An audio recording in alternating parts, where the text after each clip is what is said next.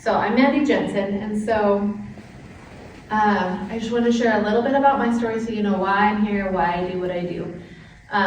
Basically, when I was 15 years old, I was diagnosed with rheumatoid arthritis and Hashimoto's, and my health tanked really, really fast. In my 20s, I had already lost tons of mobility, had fused joints, and wasn't able to do a lot, had a lot of degeneration and a lot of pain.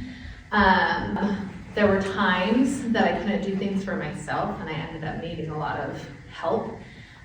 In my 20s, I had TJ, and I wasn't able to play on the floor with him. I was afraid for him to bounce around and be a regular 2-year-old and jump around me. I was afraid he was gonna hurt me.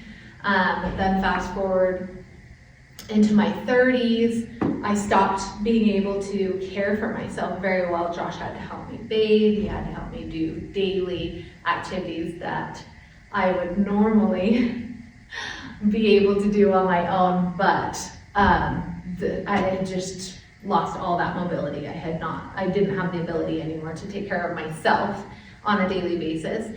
And then I got joint replacement surgeries done when I was 32. That changed the game. That was really great. I gained mobility and all of that kind of thing, but there was still something missing. I still was like barely living my life. I was barely getting around and doing things. I just didn't have habits and the things that I needed to actually like thrive in my life. I was just surviving.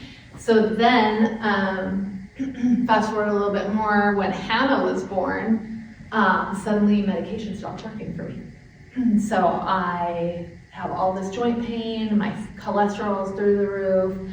I was struggling completely in my health, and I kept getting heavier. Here I got all these joint replacements. I'm like, I'm gonna be so active and be able to do all these things, and now I'm not. My health is getting worse, and I'm not doing what I want to do in my life, and I wasn't able to show up for my kid at the time. After the joint replacements, though, it was fun. We got to do like our first hike, our first bike ride, together as a family. We just didn't do those things regularly. It wasn't part of our daily routine. We had never built that as a family. So I didn't have those structures, those habits in place. I was dealing with GERD and IBS and distension. Every time I ate, I looked like 6 months pregnant. I was so uncomfortable, and I just couldn't figure it out. I didn't know what to do. Anyway, so I had tried different things, tried autoimmune protocol that goes through and takes out all inflammatory foods, and then you slowly put them back in. I wasn't seeing anything from that. In fact, I gained weight from that, and I was just super frustrated and didn't know what way to turn. And then I finally turned to my cousin who had talked to me 2 years earlier, and I was like, no, I don't want anything to do with what you're doing. And I was like, all right, fine. I don't know how to do this. I'm trying to do it on my own. It's not working. So what do I do? So she introduced me to the Habits of Health system that she uses. And I don't know why all of a sudden I have like a frog in my throat. And from there, I was able to learn habits and put structures in place in my life that helped me to start living a healthier life. And I learned I wasn't taking care of my body at all. I wasn't feeding it well, I wasn't moving it, I wasn't sleeping well, I wasn't doing any of the things that create health. And so I was able to do that with this program. What I realize now too is that my body was throwing me signals after signal after signal saying something's wrong, something's wrong. I just didn't know how to listen to it and to how to hear that voice. And what I did learn as I built habits was I learned that this isn't a willpower thing. This isn't a restriction thing. It's about skills, structure, and consistency. So once I learned the sustainable habits, then I learned how to get and stay healthy long term. And my inflammation came down. All of my digestion issues disappeared. I now feel tired at bedtime, and I feel rested when I wake up, where that was not a thing. In fact, that didn't actually come about until probably 2 years ago. I started to feel tired at night and not want to stay up all night because I'm like, I feel good now. I should just stay up. And then I now have less joint pain in the morning. I recover quickly from the night, which it used to be like 4 in the afternoon by the time I actually felt good, which is why I want to stay up all night, because I finally felt good for the day. And then now, it's within an hour or so, I feel decent and I can go about my day. So the inflammation has decreased tons. But most importantly, I am able to show up and be the mom that I want to be, because that was really, really difficult for me for many years with TJ. And then even a little bit through Hannah's life, but as I've grown and learned and become, I've been able to like show up in the way that I would like to. I'm no longer a sidelines mom, which I love. And that's why I'm passionate about teaching these skills to other people, because there's a lot of noise out there. I know I heard it and I was so confused and frustrated and I didn't know what to believe, right? And this really cut that noise out for me and helped me to focus on the things that are most important and to be able to show up in the right ways. Because I know from my own experience that when you learn how to support your metabolic health, you don't just change labs and symptoms, you change your life. So you get your life back. So anyway, I figure if I can change and grow and change my metabolic health to the point that I have, if I can do it, you can do it. Way better than me. Okay, so my goal with this class is to create a space for you to learn, one, about metabolic health, what that is, how to show it better, what things affect it and make it better. And then I want to create a community. We will have about 6, 7, 8 more people hopefully next month. And we will just be this community that's like cheering each other on through change and all of that stuff. This is not a, quick fix or anything like that, what I teach. And I don't teach quick fixes, I teach the habits of health so that you can learn how to be healthy long term.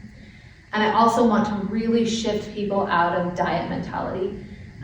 You ladies in the back know the best, that was really the culture of our time. And so much of that is detrimental to our health.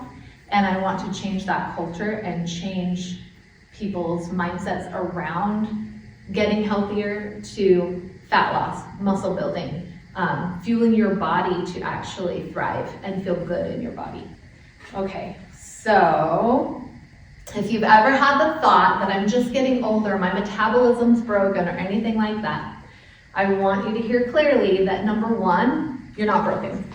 Your metabolism's not broken. It's not just because you're old. Your body has been giving you signals, and everything that you put into your body, the things that you do, you're sending your body signals and it's sending you signals back that it's hurt, right? That things aren't right. So everything that you do, from the nutrition you put in your body, from hydration, sleep, stress levels, all of those things are sending signals to your body, and your body's going to respond in kind. So if you're doing things that you're overstressed, you're not eating well, you're going long times without eating, those types of things are signaling to your body that it's in danger, that it needs to conserve. It's not going to be like, oh cool, let's lose weight right now, right? It's not going to. It's going to be like preserve, save, let's keep everything. Your body literally has one job, and its top priority is survival. So when you are doing those things, you're restricting anything like that, your body thinks something's wrong. What we want to do is rebuild the trust your body has in you, and help it to feel safe. And we want to focus on that fat loss, energy, clarity, strength, and all of that will follow. So there are 2 types of fat. Who knows what those are? Subcutaneous. And there's brown adipose and there's white fat cells as well, adipose. But, and then there's visceral, thank you. Yeah, so subcutaneous fat is actually healthy for you. Like, you need some subcutaneous fat. That's the fat that you can pinch, right? So subcutaneous fat in excess, not great, but we do need a fair amount of that to be healthy. And then there's visceral fat. Visceral fat is basically the engine of disease, okay? So visceral fat sits around your organs. You cannot pinch it, you can't see it. It's there. And what it does is it's squeezing off those organs, it's cutting off air supply around your lungs, like it's really not healthy for you. It's almost like its own organ, and it is sending out signals that are inflammatory throughout your body. We call it the engine of disease because it's not serving your body at all. It creates that inflammation and dysfunction. So if visceral fat is the engine of disease, what do you guys think the engine of health would be? Muscles. Muscles, exactly. When we hit 30 years old, we stop being able to digest and break down protein correctly. So that's when we start actually losing muscle mass. We start struggling that way. And that's why you have little cute little ladies that are skinny, but they're like fall hazards and their health is really bad. Because yes, they kept their weight down, their fat down, but they didn't build muscle. And so now they're struggling in their health because their muscle is their health. Does that make sense? So you can be skinny fat and have problems that way. So one of the things I wanted to talk to you guys about this week or this month is about discomfort in your environment. So we're really set up to fail in our health. In the world we live in, we're really set up to fail. One, we don't have health care, we have sick care. They're throwing Band-Aids and pills at us all the time, but not helping us to gain skills, gain health. We're just slowly. It doesn't pay very well to do that. No, it doesn't pay very well. It's weird, they don't like that. And also there is fast food and junk food on every corner. We're inundated with it. Yeah. Did you guys know that there's actually a clinic or a business in New Jersey that their sole purpose is to teach companies how to make their food the most tasty and most addicting as possible? Is that crazy? Yeah, so not only are they making things that are bad for you, they're making them as addictive as possible, so you can't say no, you just keep coming back for more. So great. Anyway, so you have to create that environment for yourself to succeed. So the norms of our society, you're going to be rubbing up against a bit. So you're going to have to get a little bit comfortable with being uncomfortable, right? There are going to be a lot of situations you come up against. That is also why having a coach or a community can be very, very, very helpful when you're trying to make changes like these. So did you know that you become like the 5 people that you surround yourself with? Most influence comes from your friends, not from your spouse, not from your mom, your dad, not from your kids, but the 5 friends that you surround yourself with will make the most difference in your health. Or in your personality and who you become. Good girls, good girls. So make sure that you're putting yourself in rooms with people you want to be like, because that's how you do it. And so what my goal is with this is to be a community of people that are supporting each other, cheering each other on, giving each other tips and help as needed so that you can succeed and go forward in your health, okay? There are 2 parts of your brain. The first part of your brain is the amygdala. And the amygdala is basically supposed to keep you alive and comfortable. So if you saw a tiger, it would tell you to run. In our day, if you are coming up against something incredibly uncomfortable for you, your body's going to tell you to run, your amygdala is going to say run, right?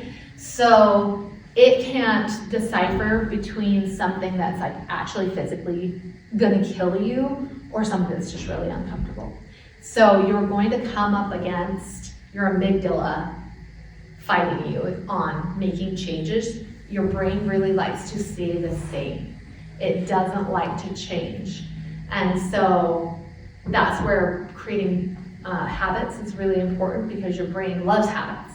So if you have a bad habit, it's really, really hard to get rid of it, right? It's so easy to fall back into, where making a habit is harder, but once it's a habit, it's easy, your brain likes it, right?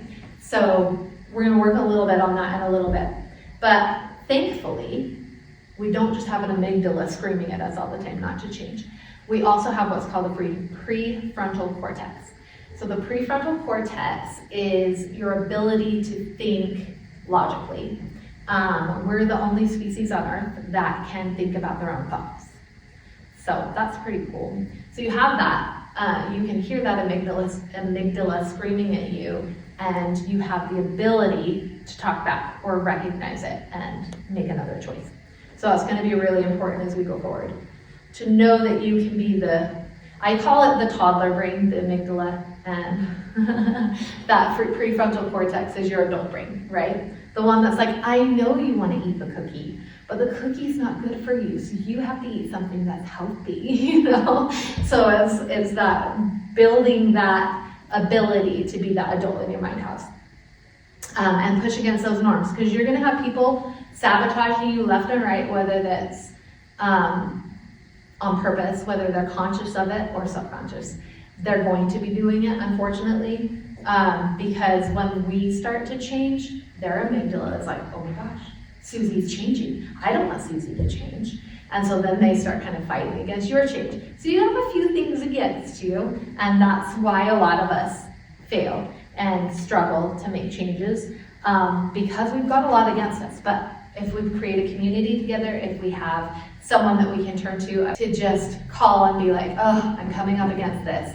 I do weekly check-ins with my clients for a good reason. You need that person to be accountable to, and that's cheering you on and helping you stay on the path. So one of the things that I like to talk to people about is anxiety. Have you guys, do you ever have anxiety pop up for you? You do? Like all the time? So here's the things to know about anxiety. Anxiety means you are thinking about something in your past that you can't control anymore, or something in your future that you're fearful of, okay? So the cure for anxiety is the present, right? So here are some tools that we're going to use that will help you to overcome anxiety. So the first thing you're going to do is name it, okay? You're going to say, oh, I'm feeling some anxiety today, okay? And then you're going to say, and I feel it. So name it, name where you feel it. I feel it as like a tightening in my chest and my throat, like I feel like I can't breathe, right? And then what you're going to do is think, this is the uncomfortable part, what is making me feel anxious? What thought am I having that's making me feel anxious? So recognize the thought. And then you're going to try to bring yourself to the present. Okay, so you recognize, oh, I'm thinking about teaching this metabolic class in 3 days. I have anxiety. And then you bring yourself to the present. Okay, I have anxiety. What can I do about it right now? Is one of the thoughts that you can have, right? And if you're still just having a hard time, you're like, oh, I can't concentrate on that. I can't. What I want you to do is some grounding. So to ground, has anybody grounded before, like brought yourself out of anxiety before? What would you do? I do breathing. Yes, that's a great thing to do, is breathing. Box breathing is awesome. Have you ever heard of box breathing? So you have 4 corners, long breath in, pause, long breath out, pause, long breath in, pause, long breath out, pause. So that is actually bringing your brain back to the present and helping your body not feel that fight or flight, like anxiety feeling, and helping your body to see that everything's okay. Another thing that you can do is use your senses. So to bring yourself back into this present moment, think of 5 things that you can see, 5 things that you can hear, 5 things that you can smell, 5 things that you can touch, and that brings you back to the present. Once you're there and you're in a state that you can think a little bit better, it's great to think, in this moment, I am okay. In this moment, I am safe. And in this moment, I am not going to die, right? Sometimes our brains need to know. It's not death, it's not. And then you can start asking yourself, okay, what do I have control over right now? What can I do in this moment for that, right? For me, it was like, oh, okay, start prepping, start getting things together. What do you want to talk about? What do you want to do? And start making that outline and get things written down. That really helped me to calm down from the anxiety I was feeling. I'm really nervous about talking in public, and so I This make isn't too myself public, uncomfortable. right? This isn't too bad. Let's Um, always do this. Right, but this still makes me nervous. It's silly, but yeah. Anything up in public. You're makes the me boss, nervous. that's why. Because You're I'm in the charge. boss. I don't want to be in charge. I know. I get it. Okay. So on your paperwork that I passed out, there is one that is called blasted. It's probably the bottom. I think it might be the bottom. That blasted worksheet. So that's one of the things that you can do. We all buffer. Who has a buffer that they like to use? You all do. What's your buffer? When something's uncomfortable, you don't want to do it, what do you do? Read or watch TV. That's a buffer, absolutely. I scroll. Scroll. All of us do that. Scroll. Doom scroll. Yep. So that's a buffer. And if you have a heartbeat, I promise you, you eat when you want to buffer. That's just how we are. That's how we're made. And really, like, think about it. When we were kids, if we got hurt, we got a Band-Aid and we got a sucker. If we got our teeth pulled, we went to the dentist or whatever, we went out for ice cream. If you know what I mean, like anytime something uncomfortable happened, food.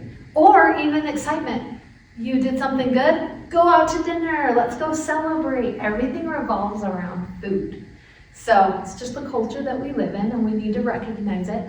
So this worksheet, the blasted worksheet, it's gonna have you answer a few really great questions. So sometimes you're walking in, you go into your pantry and you are like, oh, what am I gonna eat? You have to ask yourself, oh wait, am I actually hungry or am I blasted? Okay, and blasted stands for bored, lonely, anxious, stressed, excited, or depressed. So all of those things equal, I want to eat in our culture. So what I want you to do is there's some really great questions on that worksheet also, but there is something called stop, challenge, and choose. And I want to believe that that's on there too.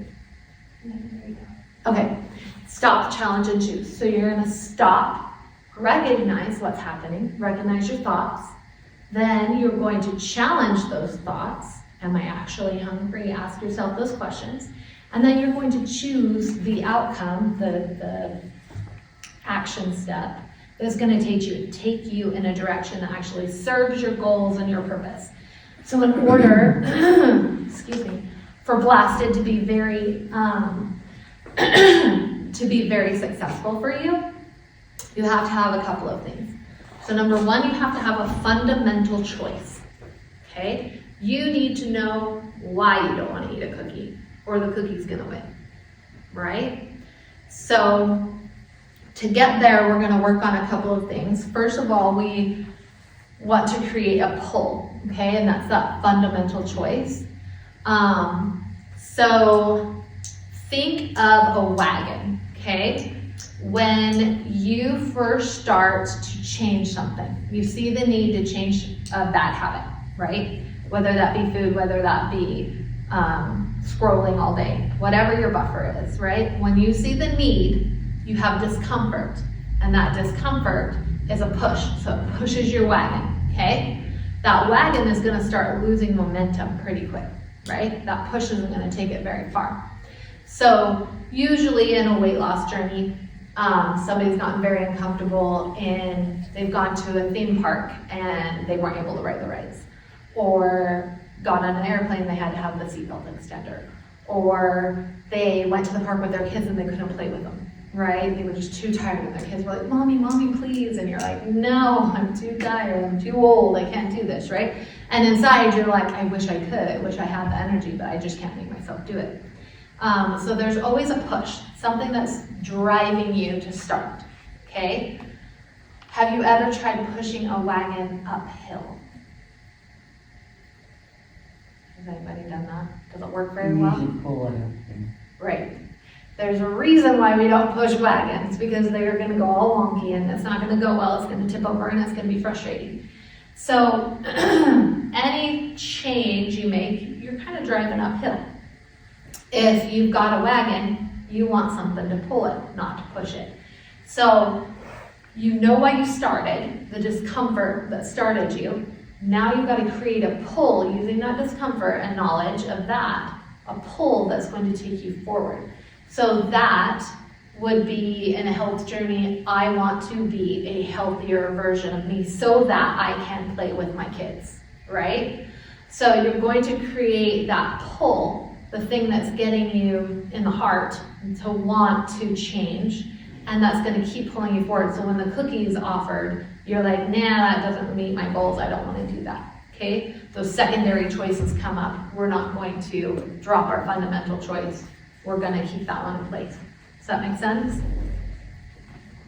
So, another way that we can do that is through structural tension. And that's kind of what that is. That pull is that structural tension bringing you towards something. So if you pull out this sheet called structural tension chart. What's the first sheet? So this one is kind of funny, it works in reverse, okay? So what you're gonna do, you're gonna start with your current reality down at the bottom. That is uncomfortable. Current reality is an acquired taste, okay? So you're going to write down why you want to change, what you don't want anymore, what's not going well. In your health, especially in this class, we would talk about, okay, my visceral fat number is 15. That's not good. I want to move that number into a healthier range, right? So you would put your current reality as, my weight is this, my visceral fat is this, my muscle, skeletal muscle is this. Those are the things that's your current reality, okay? And then I would put some feelings in there too, why I want to change down in here. Then you've got you're gonna go up here to your vision, your goal, where you wanna be. And you're gonna write down what those numbers should be, okay? We can work together if you need to know how things should look here. And then you've got secondary choices right in here. So what are the steps that are going to take me from this current reality to my vision, to where I wanna be, okay? And then right over here, we've got celebrate the millimeters. So this is like, think of a fundraiser when they're like, oh, we got $1,000, let's put a mark on there. That's kind of like that. So as you go along and you drop in visceral fat, or you drop in subcutaneous fat, or you gain muscle, or anything like that, you're going to write those things down. My ring is fitting better. I feel so much less inflamed. Anything that's a celebration, any little thing, we are going to write that down on here. Okay? That's going to help you move forward too. The last thing that with these steps, these secondary choices, I want you to be making two goals. One is called a macro goal. The other one is called a micro goal, okay? So a macro goal is the big picture, the thing you want to do every day. So say on your list, you're like, I'm gonna do 15 reps of, squats every day. Your micro goal is gonna be something that you could do on your worst day. It might be one squat, okay? Worst day, have the flu, barely living. What's your micro goal? What can you do on your worst day, okay? And then you've got your little habit tracker over here. You're welcome to use this in conjunction. I just have them here so whatever speaks to you, works better for you, do that. You can write down what your 4 goals are on this habit tracker, and then as you're tracking those goals, the things that you're gonna do, those secondary choices that are bringing you closer to your fundamental choice, those you're going to mark a micro goal, the smaller goal, with a check mark, and a macro goal with a plus, so check mark plus, okay? Or however it makes sense to your brain, smiley face, star, whatever. But you're going to mark them so that you know, I every day am consistently doing 1 squat. But if I do any more than my micro goal, we call that a check plus. Does that make sense? And you could even go as far as check plus for anything more than your micro, and a star for if I got my full Monty in, your full macro in, okay? That's gonna help you track. Anything you track is gonna get better. If you're not tracking, you're not really changing. That's just kind of how it turns out. So the last thing I wanted to talk to you guys about is what we're going to do health-wise this month, okay? So we're gonna be tracking, we're gonna be doing that kind of stuff. We're going to figure out where we're starting and figure out where we wanna go, and we're gonna start making choices based on that. But I also want you guys to know about balancing blood sugars. We want your metabolism to reset. To do that, you need to be eating every 2 to 3 hours and keeping those blood sugars stable. If you are currently eating, which most people are, the SAD diet, the standard American diet, you are eating high amounts of foods, having a spike, going long periods without food, having a dip, having a spike, having a dip, having a spike, having a dip. What we want is to lower the curve and just be really quite steady with your blood sugars, okay? But you're going to be eating every 2 to 3 hours.